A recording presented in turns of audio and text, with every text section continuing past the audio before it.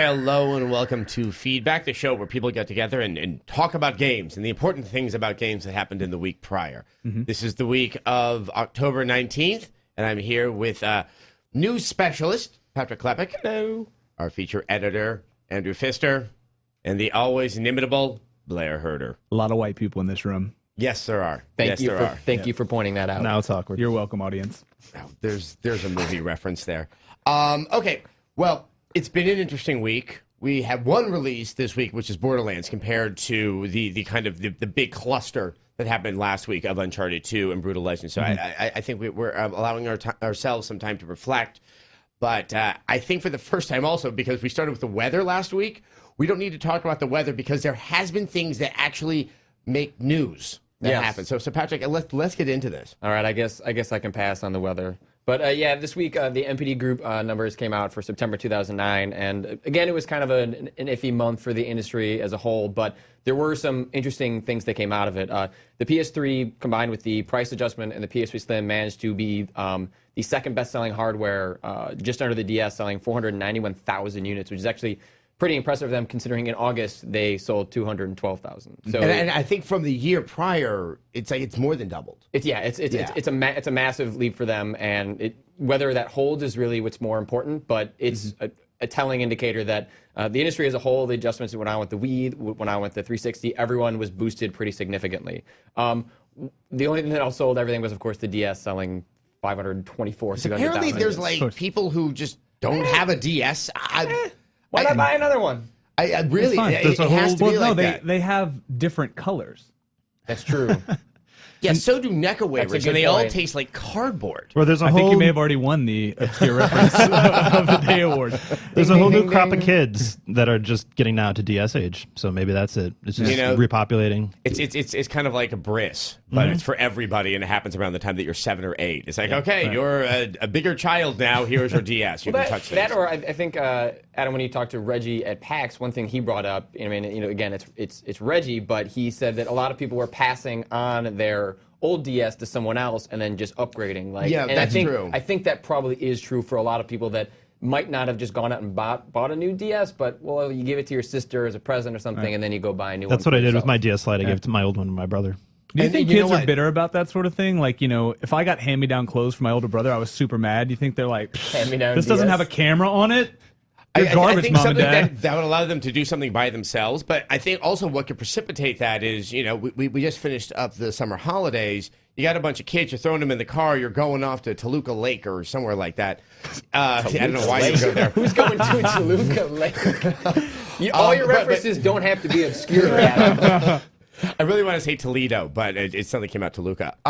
But, that's how you keep the kids quiet in the back of the car. Is you give them a bunch of DSs and you say, go play Mario Kart or something like that. So, yes, I guess there are good explanations for the perpetuity of just sales for the DS. But let's get back to the PS3. I mean, Andrew, I know that I've been saying that the PS3 needed to have this price drop. I've been just beating this drum for the past year. I had a feeling it would do well for them. I think this did even better than I thought. Is this something that can continue, or is this just the one big spike it's going to get from the price drop? I think it seems like they're finally getting their act together. They have the price drop, the redesign, and I don't know if you've seen the new ads with what's his name, the director or whatever. They make a new rumor confirmation guy.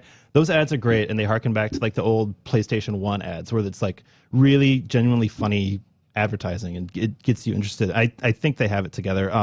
This is obviously a spike, and it won't be as big once we get into January and February of next year. No, but it's a good start for kind of a rolling momentum thing, I think. Now, Blair, you and I constantly talk about this on the show.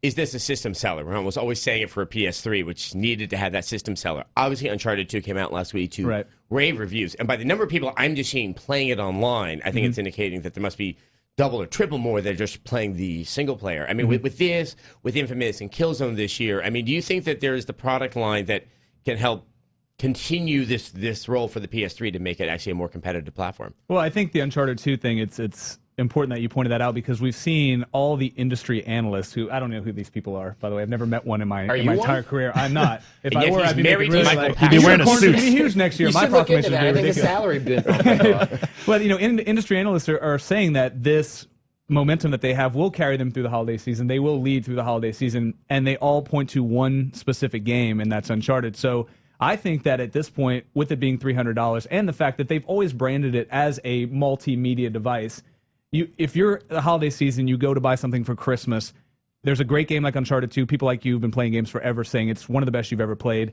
And it's also a Blu-ray player. Of course, I think that it's going to continue selling through the holiday season because you're getting a $300 Blu-ray player with some amazing gaming content as well. And families are buying bigger TVs. Absolutely. So I think that Uncharted will get to that critical point where God of War comes out, and then God of War will push it to Gran Turismo, hopefully not too late. That's what I think. I think that now that Sony really needs to start positioning God of War 3 and Gran Turismo. So the idea is they can't just rely on Uncharted, but the idea that there's two very, very strong games that are coming out in the first half of next year, that really is going to start to play on the consumer's mind point, where when you look at the 360, if I'm not mistaken, all we know for certain, at least in the early part of 2010, is Alan Wake. The Crackdown 2. None of them have specific dates. And I think the God of War collection also speaks to that, because the God of War collection having a God of War 3 demo is going to immediately remind you that, hey, that's coming out in March, and you should be aware of that.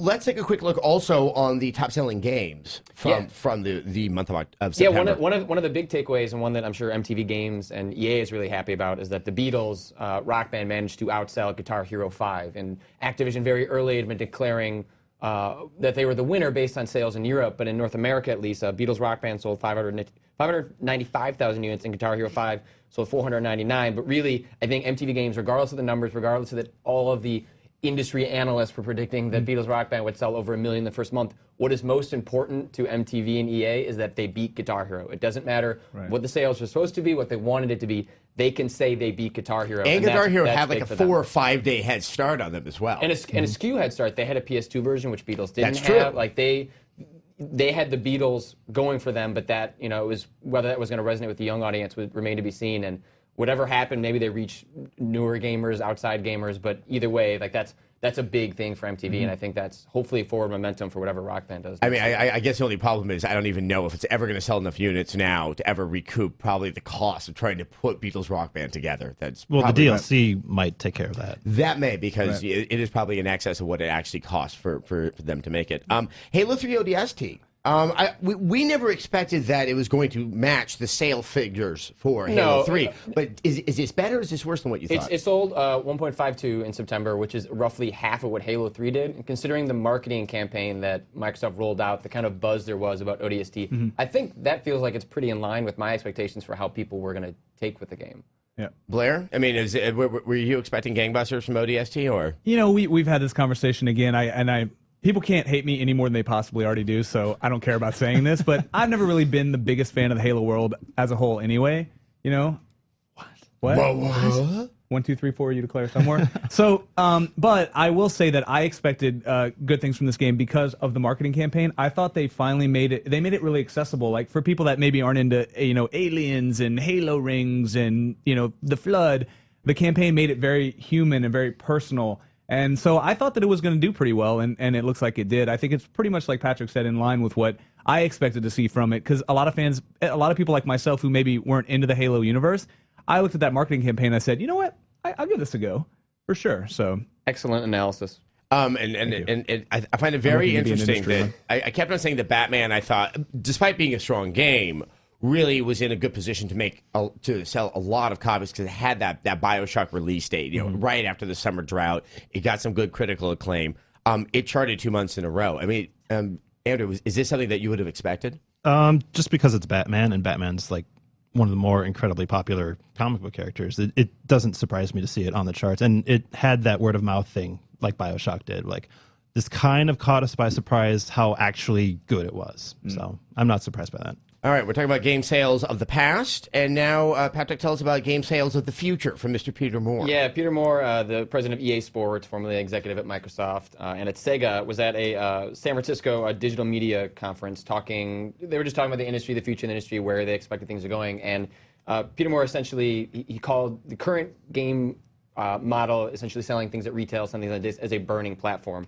Specifically said, the core business model of video games is a burning platform. We all recognize that, and we'll recognize in 10 years from now that when we tell our grandkids, we'll tell them we used to drive to the store to get shiny discs that have bits and bytes on them, and we'd place them in this thing called a disc tray, and it'd whirl around, and they'd go, what? what? And so when have we ever used any of those phrases? I don't know. What? That Hey, might- can you just that go ahead and put that in the disc tray? I'd like to play it right now. You do I want that. to play that game tape.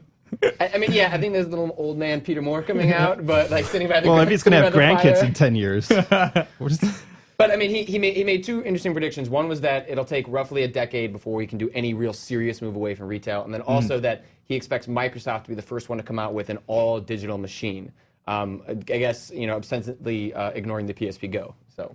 It is interesting. I mean, I think the implication in this is that Microsoft is well aware that they possess the framework, both on the hardware and more importantly on that back end with Xbox Live. And they're already doing it. They have the distribution mechanism. Games on, Obviously, games, on on demand. Games on Demand is a small indication of that box, 10 years from now, where you just pick up a hard drive and you download and stream once all the rest of the technology catches up. But Games on Demand is a small way of them saying that's what we're doing 10 years and from now. Sony's doing that too with PS1 and PSP, but not full on like PS2 yet or PS3 games. Except for like Burnout and stuff like that. And I mean, Warhawk. yeah, there are small examples, and they just still don't have their audience really as aware of that opportunity as I believe Microsoft does with Xbox Live. Right. This is something I've been playing around with in my head. I mean, with the Xbox 360, the way it is, let's assume that everyone gets a larger hard drive because that really is, I think, the one stumbling block. I mean, could the 360, if it's around 10 years from now, just handle this transition? I mean, are we going to have to look at really a new piece of hardware outside of storage space to allow for a digital distribution of what we now buy in the retail stores? I mean, I think crucial to that is that the idea of the last two generations that backwards compatibility hasn't been handled very well because as a result of people changing hardware, changing which companies they align with for their hardware. Backwards compatibility is essential for that model to work. The idea that you buy something and that if there's a new box, it's going to work. Like I buy a Blu-ray player, I expect my DVDs to work. And games haven't really adopted that model as they've been continuing to change mediums and the interface for it. But unless the industry adopts that as a standard, is that you're always going to be able to play those games you bought in some form, like people are not going to buy into that, or they're not going to graduate to the next piece of hardware. As you saw with the PS2, largely people weren't, my PS2 is fine. Like why do I need to spend $600 for a new thing? Yeah. And then when they've eliminated your ability to play those games, I think that's indicative of a larger, really annoying trend that needs to be remedied, or else like that the larger consumers are just going to be like, screw it, I don't need a new box. Well, just remember, back when Nintendo initially meant to bring out their next console after the NES, I mean, it was like 3 years later, and like people, met it with a great deal of fury, and they actually held off for quite a few years on the Super Nintendo. Andrew, 10 years. In terms of getting to this digital distribution model, is he optimistic, or could this happen even sooner? I mean, I think it's GameStop. It really is it's kind of the big retailer conundrum there. resistance, it's broadband penetration, and it's figuring out the concept of digital ownership. Like transferring. Think of all the music you've bought in the music games. Like, do you really own that? Can you transfer that easily to the next version of what you have? And like games like Burnout and all the add-ons you bought for Burnout. I would say maybe 10 to 15 years, because retail is powerful, like even still. I mean, Best Buy and GameStop will probably have to get on board. Yeah. They can't be kind of left out in the cold. They Right. are very, very powerful. But then you have to as it is. consider, like, not everyone goes to electronic specialist games. There's Target and Walmart, which are just massive, and those are usually the slowest demographic to adopt a new revolutionary way of doing something. Now, speaking of the new revolutionary way, Blair, obviously back at GDC was it on live or live on?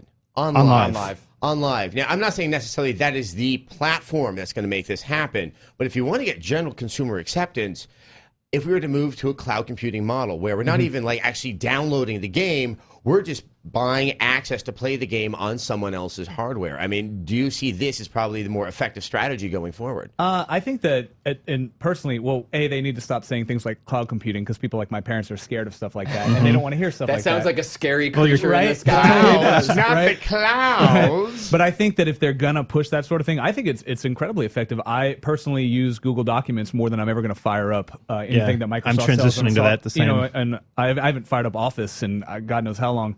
But what I think needs to happen is they need to have the proper security protocols in place, because what I think they're going to be most scared of when we talk about sharing content is that their Xbox or their PS3 or their computer is going to get infected by all the porn that Patrick downloads. So, we just need to. Which is a lot. So, even on the work computer, amazing you get through those firewalls. Well, we have that Google Doc that we share. So.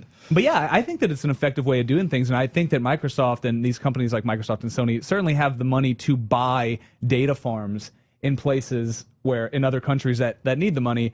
And I'd love to just stream a video game as opposed to having to go out and buy anything, because I think that what the problem right now, people are grouping everything together, like download movies and download music and download games. Listen, for me, you're never going to be able to replace the feeling of going to a movie theater and buying popcorn and sitting there and watching a movie. However, by all means, replace the feeling of me having to go stand in line at GameStop to buy a game. Yep. You know what I mean? I'm okay with losing that feeling. So I think they need to focus on making it its own separate sales pitch, and I don't see any reason why we can't see things start to happen in the next 5 years, the next 10 years. Imagine if suddenly like Microsoft announced like a deal with Comcast that all of their new like boxes, their DVR boxes, were going to have an Xbox in them. Like, I think, like, imagine if like that, like, I think that's the sort of trend we're seeing, like, going towards that, is that it's one box, just like your iPhone has eliminated, your different media devices you carry. Eventually, there's going to be, whether it's Microsoft like starts their own cable service or they partner with someone, like the idea that you're going to have one box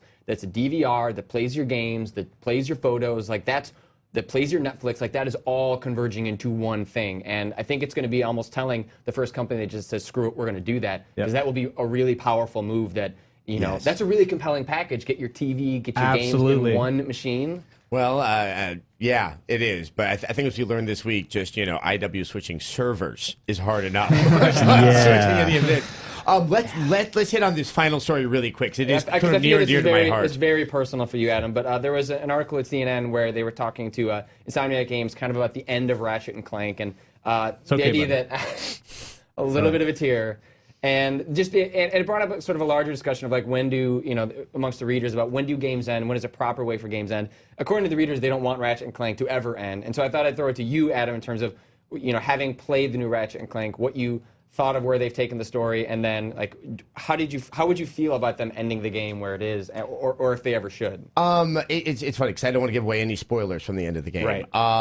There's always the possibility in that universe to go in other directions. I think if they really wanted to end it, it's either from fatigue or because the marketplace really isn't asking for it anymore. Personally, they're the last people doing the action platformer, and that is one of those things that I love, and they do it better than anyone else. And so if you take that away, it's kind of like when The Shield ended or Newhart ended. It is just like there's nothing left. I didn't watch Newhart. That was a lie. Number 3, Adam Sessler, number 3, with references that nobody else is going to get. Obviously, yeah, the review for Ratchet & Clank is up on the site. I don't address whether or not it's going to be ending. I am going to be hanging out with the Insomniac guys next week at their community day, where maybe there's some good punch, and I can serve it to them, and I can get Brian Algeier to tell me, to my face, what the circumstances are with the continuation of the series.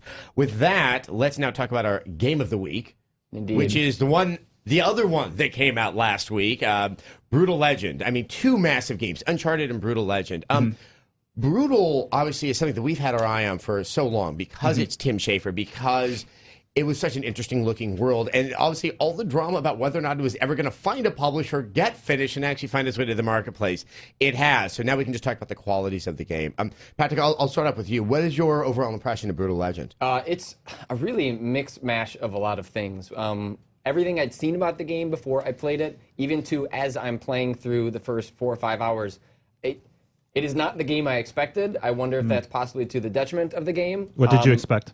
I expected a hack and slash action game. I did did Taylor not Swift. I did not expect any RTS elements whatsoever, and I think it's a little too early for me to judge whether I think that's a good thing or a bad thing. But between the marketing and then the way the game was released and then the way the game it was showed to the press, like, I don't know, the game is just a weird mash of things, and I love the world, I love the writing, I love everything that feels like Tim Schafer's stamp on it. And even if you don't like Jack Black, I think you'll like Jack Black in this game.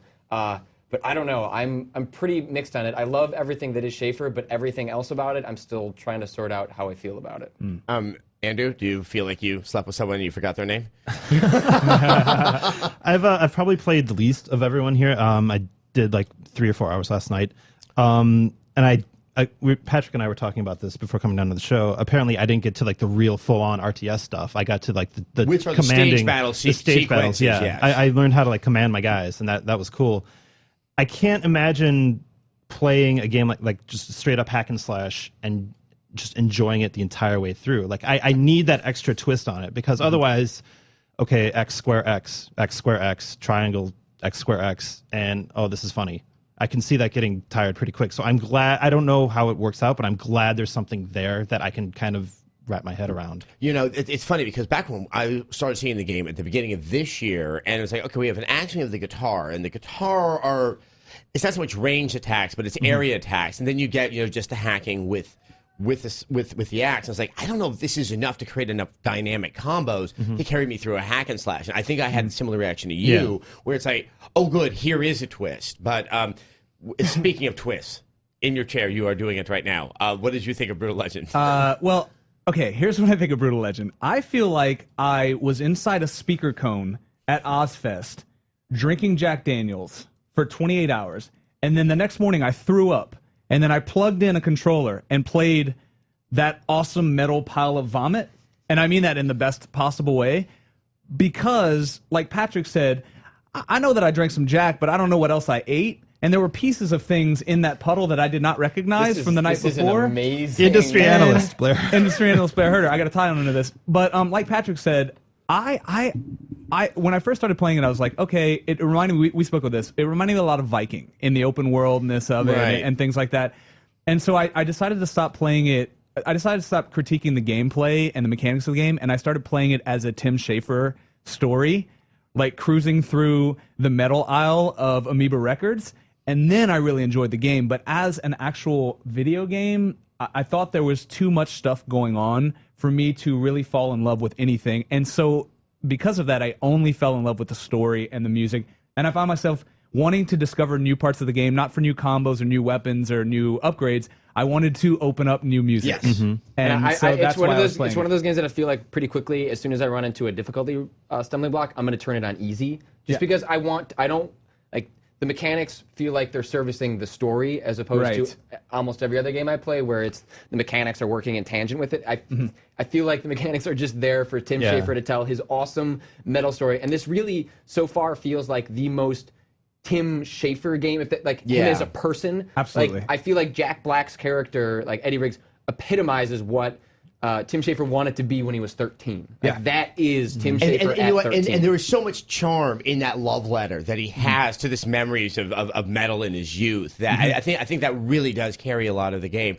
I kind of want to talk about the Tim Schafer effect.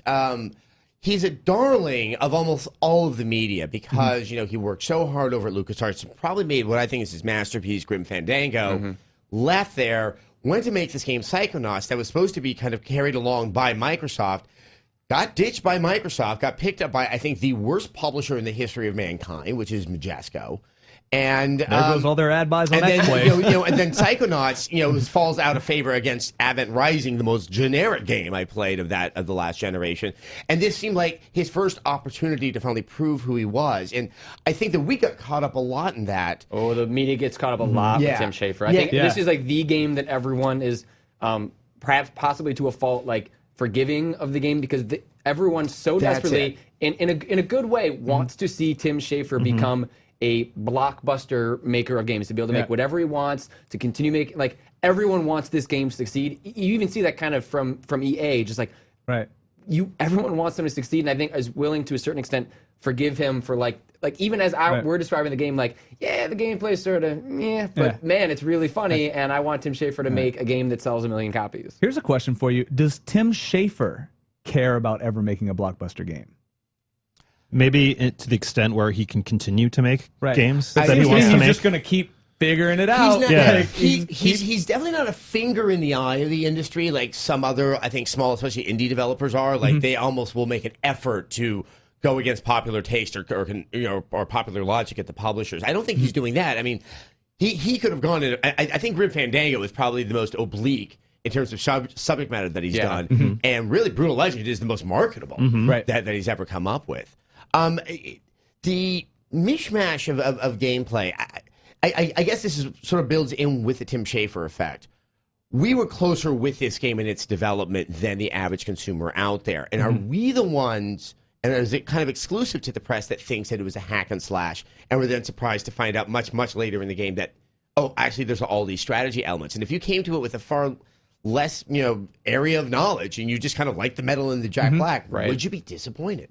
I mean, that's hard to say. Like, we're not going to know for a couple of weeks what the real reaction to, because right now I think most people that are talking about the game are, even if they're not in the press, they're in the sort of enthusiast circle of Tim Schafer. Like the Tim Schafer effect is still happening. So it's going to be, I think there's going to be a backlash to this game as people sort of figure out what it is and how it was messaged as it was published. But and to the point of the Schafer effect is that it got caught up with Activision, which is and then Activision was suing, and that created a very much like people again wanted this to succeed. Maybe not even because of the game, but to tell Activision to screw off. Yeah. I'll call that the Spartacus effect. You're the runaway slave that raises up everyone else to fight the evil tyrant.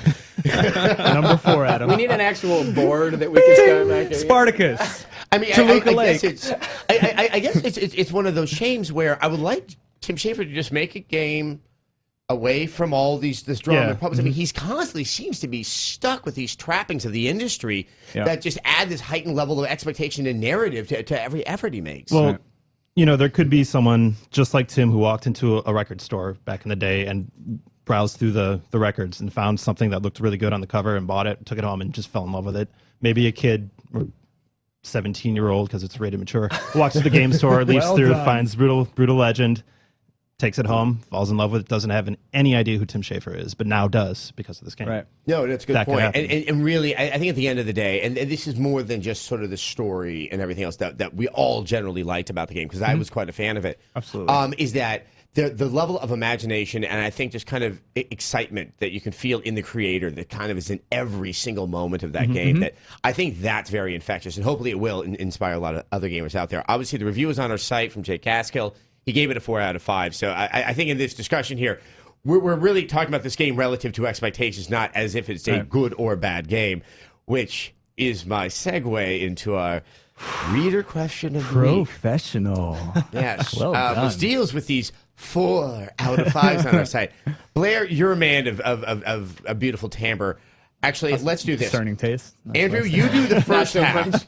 Didn't anyone need You to do tell the you first that? half. Where should I stop? And stop when he mentions Fallout 3. Okay. Before the parentheticals. And Blair, take it from there. Okay. This is from user Duberry. Please explain the review process. Borderlands gets a 4 out of 5, while ODST gets a 5 out of 5. ODST is much shorter, has very little story, and contains previously released content. Really, I don't understand the reasoning behind reviewing games if there isn't a universal standard regarding length, new content, etc. I don't know how I'm supposed to follow that, but I will. Borderlands gets slapped with the cliched ending tag, while Fallout 3, which I loved, gets a pass for an ending that was, well, inexplicable. Borderlands is clearly a better shooter, while Fallout wins hands down in the story and character interaction department and overall amount of gameplay. Borderlands has a 4-player co-op, not to be sneezed at achievement. Patrick, just go ahead and take that last line. Hey, I know it might seem like I'm just complaining. Hey, I would really appreciate some insight into the process. Okay, Duberry, you're complaining. All right, don't retreat from your paragraph of annoyance right here. He's complaining in a civil way. Yeah. Well, he didn't use caps lock. A lot worse. So, yes. This is one of those things, and I'm kind of glad that we actually chose this one. It drives me crazy that it's not like some grade school spelling test where I got all the words spelled right, I'm done, move on, I got my pass. No, we actually care about your penmanship. We care about what words we actually, you actually spelled right. It's just this idea that there's some gold standard and that there's a scientific analysis is just, I mean, we constantly see crap like this. Right. But it's just every time I do, I just kind of shake my head that I thought, people might actually be able to figure this out. Patrick, take it away. The problem is, and this is like a larger part, and you can see this, larger in media and politics, is that what is he going to the review for? And is he going to the review to hear an interesting critique of the game, or is he going to the review for a validation of his own opinion? And you can look specifically at how he talks about how things were right or wrong with these games, or why he disagreed with the scores. Is he disagreeing because he disagrees with the score because he would have rather have written the review? Like it didn't validate his own opinion of the game rather than appreciating, oh, they pointed this out, I disagree. Right. No, it's like, no, you're wrong, I'm right. Like, I think, and that's really institutionalized in how people respond to reviews. Is like a lot of people, when they comment,